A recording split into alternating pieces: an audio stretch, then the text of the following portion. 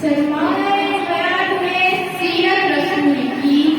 फराहे कायनात में सीरत रसूल की, बंजर दिलों को आपने सैराब कर दिया, एक चश्माए सिफात में सीरत रसूल। जनाब सदर, मेरी क्या मजाल मैं और अजीम हस्ती की सीरत मुबारका बयान कर सकूं कि जिसकी अजमत खाली कायनात में कुरान मजीद में नाज़िल फरमाई। कहीं फरमाया इन्ना आतैनाकल कौसर, कहीं फरमाया या अय्युहल मुज़म्मिल और या अय्युहल मुज़म्मिल कहकर खिताब फरमाया। जनाब सदर,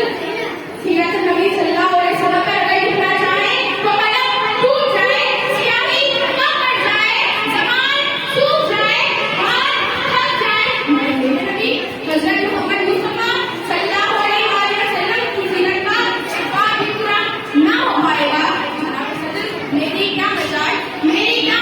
उस नबी की शान में